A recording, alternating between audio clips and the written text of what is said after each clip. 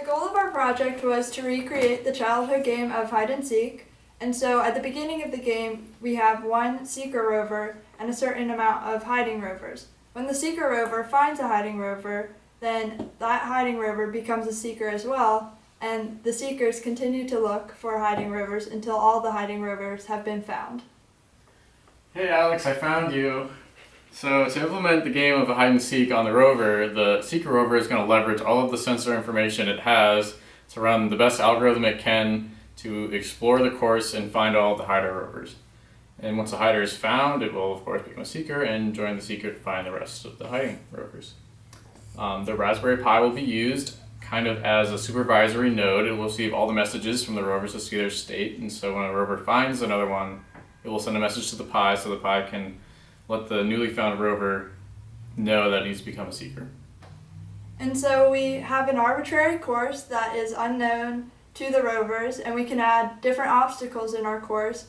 And at the beginning of the game, we will place hiding rovers in their hiding spots and start the game so that the seeking rover, the initial seeking rover, can start looking for the hiding rovers. I'm Colin Burgin, and on this project I worked a lot with the hardware. So I did the sonar rangefinder, the IR receivers and emitters, along with Alex on that. I built the hardware debugging boards, so hooking up like the 7-second displays and the 10-bit LED display. And I also worked on the testing interface that we set up. My name's Alex Makar. Like Colin said, I worked with him on the IR emitters and receivers, as well as testing those. And I also worked on the motors and encoders, as well as testing the motor encoder features. I'm Jean-Philippe Ouellet. I did basically all the stuff that's not on the rover, so the code that lives on the Pi, the supervisory interface, the protocol translator that lives on the Pi, the network protocol. I worked on network protocols with Conor. I did the part that was from the Pi to the interface. He did the part that was from the rover to the Pi, and we designed those protocols together. He also did. Yep. And I worked on pretty much a lot of the code that was on the rover, including working with FreeRTOS and setting up the design of the code and working on the state machine so it could play hide and seek and the heuristics. We first have the PIC32 on a chip kit breakout board. Then we have our motor shield, which allows us to drive the motors. And then on top of that, we have our Arduino shield with a Wi-Fi that allows us to communicate with our Raspberry Pi. And so here's an actually example of our rover. I'll bring it in close.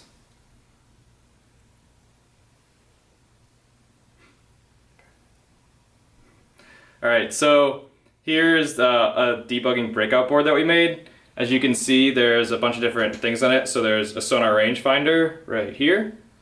Here's an IR emitter, which we use to emit IDs to other rovers. Here's an actually LED strip that can display up to 10 bits of information. And then here is a hex display that we use. And at the top, you can see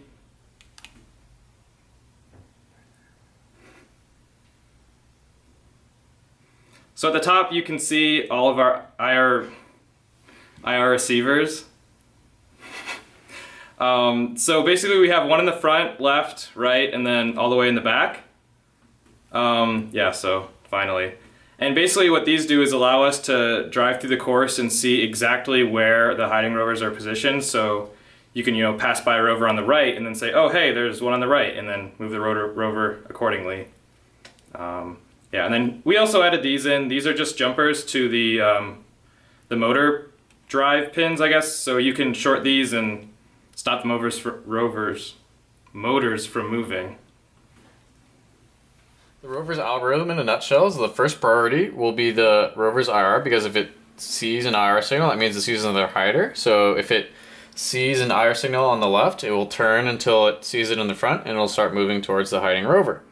If it doesn't see an IR signal, it'll follow the sonar and avoid obstacles until it sees something on the IR. If it sees something on the IR and it sees that it's close on the sonar, then we have found our hiding rover and we can tag it and move on. Okay, so I'm gonna now see some action. I'm gonna go ahead and press reset on both rovers so they'll be in the listening state. We're gonna go ahead and tell this rover to be the hider in the game, and this rover will be the seeker, and they're just gonna listen for the command from the supervisory node. So Alright, go ahead. go. Alright, so this one will be, since it's not an IR shot of the hider, it doesn't see any IR, so it'll just be following the sonar and exploring the course. There it saw the wall and decided it needed to turn. And now here is when it may get into IR shot of this rover. It'll see it and eventually, there we go, it'll correct itself.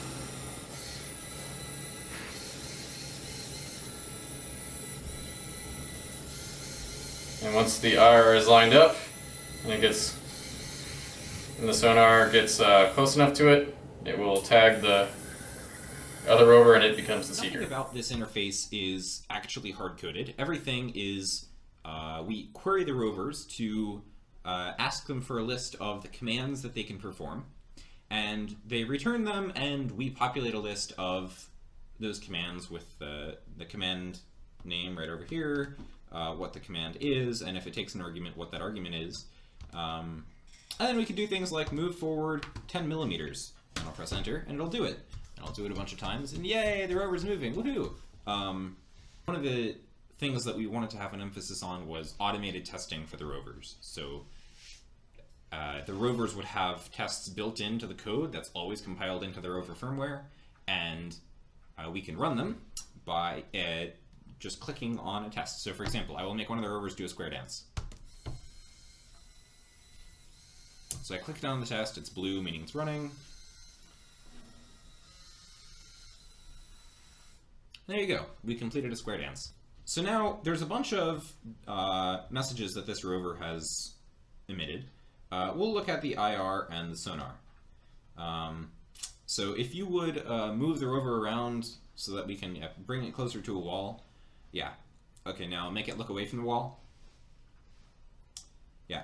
So as you can see, the sensor values are being graphed in real time here.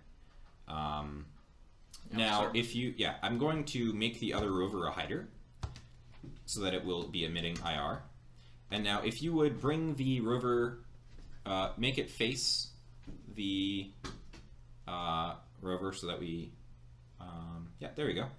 And now we see that the IR value here is actually a bit field of, so we have 4 IR receivers. They each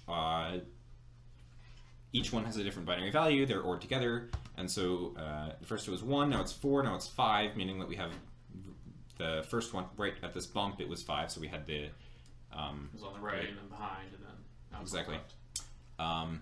So there were two main issues. One, if the rover is too close to a wall, take the rover, the seeker, and put it next to a wall. So it's actually returning 6 inches right now. It's much less than 6 inches away, but that's as far as I can read. Now bring the rover quite close to the other rover so that they're touching.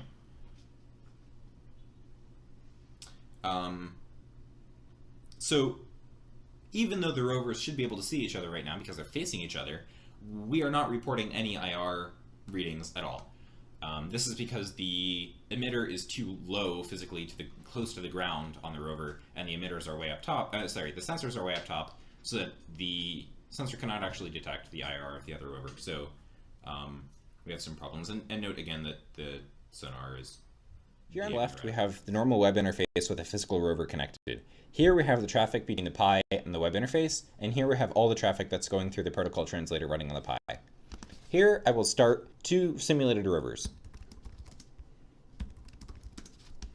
Note that 2 more rovers showed up in the interface. Note also that the tests in the physical rover and the tests on the simulated rover are different, as well as the messages. On the simulated rover, we have a bunch of tests that are used to establish a baseline to ensure that the interface is working properly, independently of any of the functionality of the rover. Here we have a test that always passes, a test that always fails, and a test that requires more human interaction to determine whether or not it passed. Here we have a test that always produces a different result. Doing this allows us to test things in a modular way so that we can be sure that the interface functionality works without depending on any code that's actually running on a rover. Okay, so Jean-Philippe is going to set this guy to be a seeker, and he will start exploring the course. So now we're going to talk about its robustness. I mean, we've let this guy run for hours at a time, and as a seeker, he never really crashes. But if he did run into an error, let's say he lost bad integrity in some sort of data structure, or he lost communications, he'll basically reboot and do the setup routine again. So what I'm going to do is pull out the Wi-Fi, which will take away its network communications, and after a period of time, it's gonna reboot. Note that we're no longer getting pings and replying with pongs over on the Pi on the right. The traffic has stopped. Yep. And as you can see, the rover is stopped. It is rebooted. I'm gonna put the Pi back in. Notice I haven't reset anything, and It's automatically reconnected. You see that the traffic is flowing again on the right, and the rover is reconnected this time with a different source port because it's a new TCP connection because the Wi-Fi has reset. Totally resilient to failures. It just resets itself automatically and comes back no problem.